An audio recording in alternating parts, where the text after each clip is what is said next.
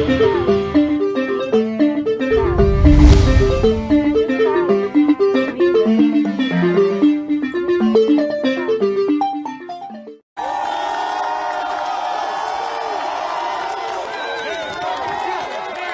melanated family, welcome to this editorial on Africa lately. Reports say a member of Belgium's royal family, one Prince Laurent, who is a brother to the current Belgian king, has claimed that his ancestor, King Leopold the Murderer, could not have hurt anyone in the Congo since he never visited the place. Imagine that logic. This Laurent person admitted that King Leopold ran the so-called Congo Free State as his personal estate. Alright, he admitted also that the atrocities of genocidal proportions did take place in the Congo under King Leopold's watch, but he would not admit that King Leopold is to blame simply because he did not personally set foot in the Congo. So the question is, who is to blame? The Africans themselves, right? Well, that is an agenda they have been pushing strongly. If you've noticed, family, anytime their blood-stained history is recounted to them, they are quick to say, oh, Africans played a part. Mention slavery, and they are quick to say it was Africans who sold their own. And mention the Congo murders, and oh, there were Africans in King Leopold's army. And they state it so as to change the focus of the discussion, especially here on social media, because at no point do they admit the wrongs they committed, let alone show remorse for it.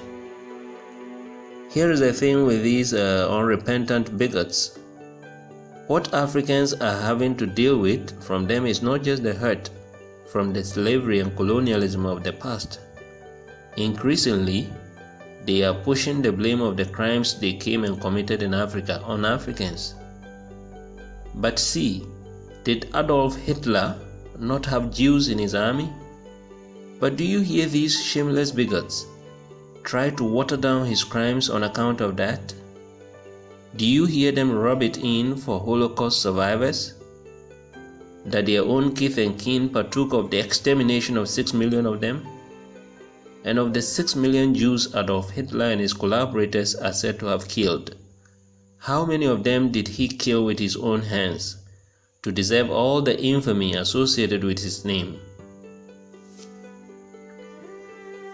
Surely, if he had been Africans Hitler had killed, excuses would have been found to temper the gravity of his crime, and surely monuments would have been erected in his honor.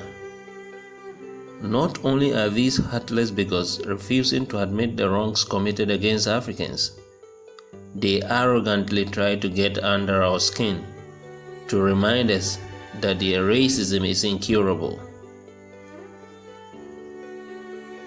Did Africans design and execute the slavery and colonialism Europe perpetrated in Africa?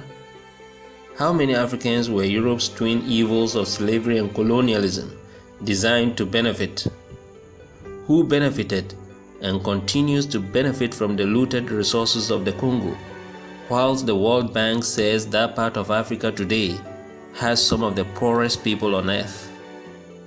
King Leopold the Murderer, just like the many other colonialists of his day, masterminded the looting and killing of the children of the Congo. He, more than anyone else, benefited from the loot, and the Belgian state continues to benefit from that loot. It is an immutable fact that his handling of the Congo was so brutal that he was forced to hand it over to the Belgian state. So, as Africans, we reject the diversionary narrative. We reject their version of history and treat it with the contempt it deserves. A people who have never meant Africans well are not the ones to teach Africans their history. This space is not for them. Thanks for your time, family. At Africa Lately, we say, our story, our way. Take it or leave it. Bye for now.